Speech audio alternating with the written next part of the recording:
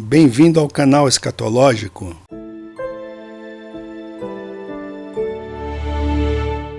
Bom, pessoal, tem uma notícia quentinha que é do dia 23 de setembro de 2023. Inclusive, tenho 2 filhos que nasceram nesse dia, tá? Na ONU, o Benjamin Netanyahu, primeiro-ministro de Israel, disse acreditar que a aproximação com sauditas pode aumentar perspectivas de paz na Palestina. A declaração aconteceu durante o discurso na Assembleia Geral da Organização das Nações Unidas, em Nova York, nesta sexta-feira, 22 de setembro de 2023. E a notícia é do dia 23. Ele disse o seguinte: essa paz vai contribuir muito para acabar com o conflito árabe-israelense, encorajará outros estados árabes a normalizarem as relações com Israel. E isso tem a ver com a profecia de Daniel, tá? Isso tem a ver também, pessoal, com a construção do terceiro templo, tá? Que está previsto, né? Jesus Cristo fez essa previsão, que o abominável da desolação, ele sentaria no templo de Deus, se dizendo Deus. Mas naquele discurso, Jesus Cristo falou a respeito da queda de Jerusalém nos anos 70, depois de Cristo, e da destruição do templo, que não ficaria pedra sobre pedra. E ao mesmo tempo ele fala que o anticristo, o abominável da desolação, se assentaria no trono, no templo. Então é necessário que o templo seja reconstruído. Eles já estão envidando esforços para que isso aconteça. Ele diz que essa paz contribuirá muito para acabar com o conflito árabe-israelense, encorajará outros estados árabes a normalizarem as suas relações com Israel, aumentará perspectivas de paz com os palestinos, encorajará uma reconciliação mais ampla entre o judaísmo e o islamismo, entre Jerusalém e Meca, entre os descendentes de Isaac e os descendentes de Ismael. Todas essas são bênçãos tremendas, afirmou Netanyahu. Existe um princípio muito importante para compreender a palavra profética nas Escrituras, tá? Em Isaías 46:10 está escrito que Deus anuncia o fim desde o princípio. Trata-se de um princípio muito importante que vemos confirmado em toda a Escritura. Logo em Gênesis 1:1 já nos são feitas revelações do objetivo final dos caminhos de Deus. No princípio criou Deus o céu e a terra. Então nós podemos ver que desde o princípio Deus revela que existe o reino terrestre e o reino celestial. Nós vivemos no reino terrestre. Portanto, com relação a isso, os acontecimentos que nos são revelados possuem uma importância bem clara relacionada com a realização dos desígnios de Deus no futuro. E é claro que falamos aqui sobre as profecias.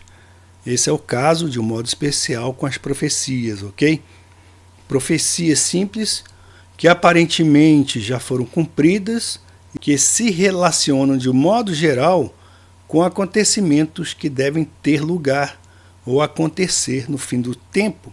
Portanto, tá, pessoal, vocês devem ler aí com carinho o livro de Daniel, porque nesse livro nós encontramos certos acontecimentos, principalmente nos primeiros capítulos, que nos remetem para a redenção acerca do remanescente fiel de Judá, que viver numa época que será caracterizada pelo poder autoritário do Estado e a idolatria. Então nós podemos encontrar a história profética do Império Greco-Macedônio nos capítulos 8 e 11 do livro de Daniel. Quando esta profecia foi feita, nada se cumpriu. Foi só 3 séculos mais tarde, 334 a 326 a.C., que Alexandre o Grande conquistou o Oriente Médio e estabeleceu o seu império. No tempo presente, a maior parte destes capítulos está cumprida. Por exemplo, os 17 primeiros versículos do capítulo 8, talvez com exceção dos versículos 11 e 12, e bem assim o capítulo 11, do versículo 1 ao 35. Mas ainda, tá, pessoal, que essas passagens tenham tido, na sua maioria, o seu cumprimento que nós chamamos de cumprimento primário, elas são, não obstante, exemplos ou figuras do que deve acontecer no fim dos tempos. E descobrimos no capítulo 8, desde o versículo 17, e no capítulo 11, desde o versículo 36, que foram escritas expressamente acerca do tempo do fim. No capítulo 8, no versículo 17, está escrito que a visão vai se realizar no fim do tempo. No capítulo 11, versículo 35, vemos a profecia cumprida a par da profecia para cumprir até o fim do tempo. E neste capítulo, tá, pessoal, nós podemos ver o fato confirmado pela história de que Alexandre o Grande estabeleceria o seu império, mas que depois da sua morte prematura seria dividido em 4 partes. E isso realmente aconteceu. E 2 destas partes têm um lugar muito importante na história de Israel. Uma delas se refere ao rei do norte e outra ao rei do sul. Do último é dito no capítulo 11, versículo 8, qual é o seu país, Egito. Portanto, o rei do norte deve reinar ao norte da Palestina. Portanto, a história diz que foi o rei da Síria. Estes 2 poderes vão existir no fim dos tempos e, como anteriormente, serão inimigos entre si e inimigos de Israel. Nos capítulos 8 e 11 de Daniel, fala-se muito a respeito de um rei do norte do passado. No capítulo 8, versículo 9, este rei é representado por uma ponta pequena. E no capítulo 11, versículo 21, como o homem viu que virá em paz, tomando posse do reino com astúcia. A história identifica-o como sendo Antíoco Epifânio IV, que também é um tipo do anticristo. Segundo estas profecias, ele haveria de odiar os judeus de um modo terrível. E se você for pesquisar os livros apócrifos, principalmente os livros dos Macabeus, você vai ter uma ideia de quão terríveis foram estas coisas que ocorreram contra Israel por parte deste ímpio. Em todos esses acontecimentos, nós podemos notar que é uma figura do rei do norte, do fim do tempo, que vai tratar o povo judaico ainda de um modo muito mais terrível. Em Daniel 11:40 está descrito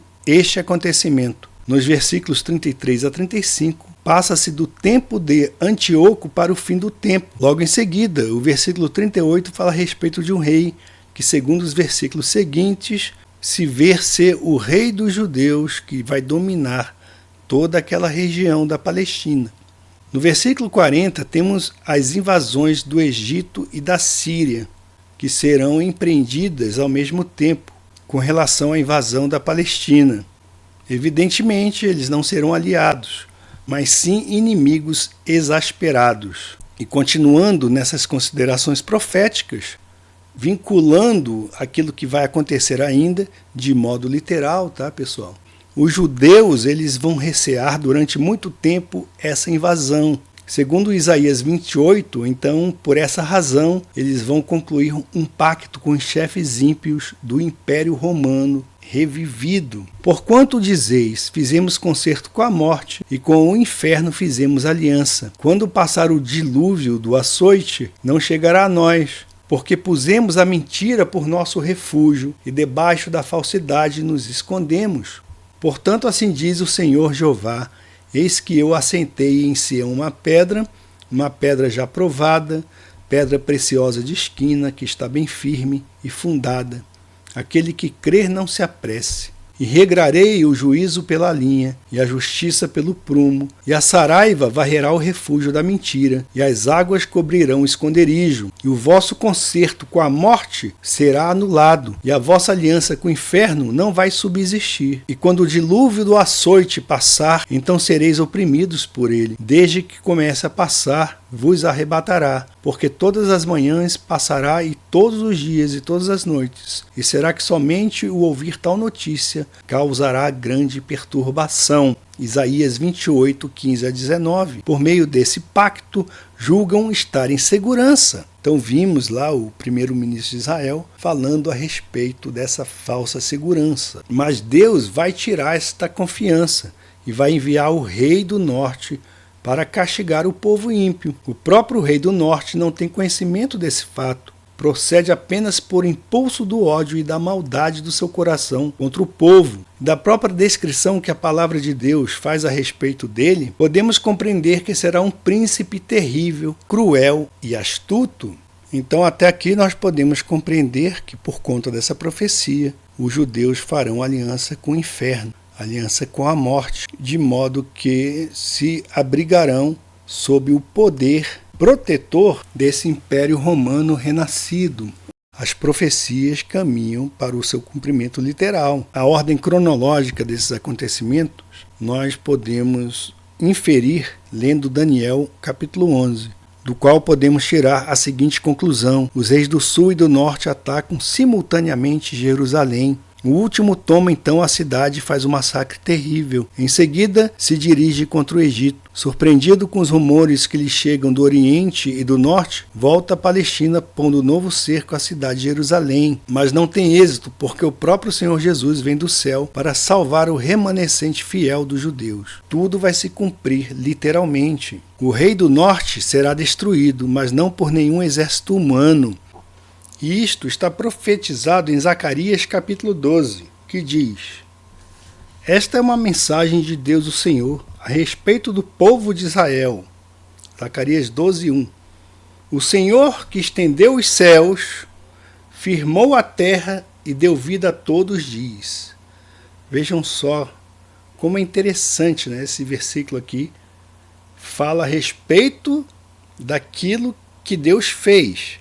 Então esse capítulo começa assim, fala a respeito daquilo que Deus fez. Ele estendeu os céus, Salmos 19, 1, né? O domo ou firmamento é obra de suas mãos, testemunha a obra de suas mãos, que ele é um Deus vivo, um Deus real, e também fala que ele firmou a terra. Olha como é importante nós termos a concepção correta da cosmologia bíblica quando nós lemos a palavra, até mesmo a palavra profética, tá?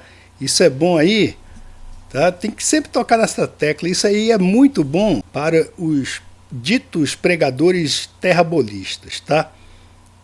Aqui diz que Deus estendeu os céus e firmou a terra, tá? Ele criou a terra, ele firmou a terra para que ela não se mova. A terra não está movendo, girando não, tá? Eu vou fazer com que Jerusalém seja como um cálice de tontear para todos os povos vizinhos. Eles beberão e ficarão bêbados.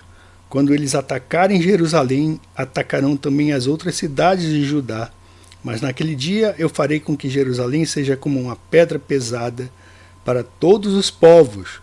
Quem tentar levantá-la ficará gravemente ferido.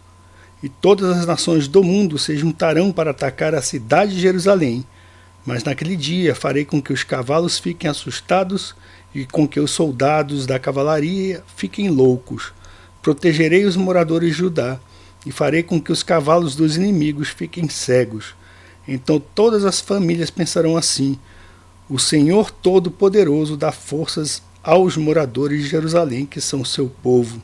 Eu, o Senhor, darei a vitória primeiro aos exércitos de Judá, a fim de que a honra que os descendentes de Davi e os moradores de Jerusalém vão receber não seja maior do que a honra que será dada aos outros moradores de Judá.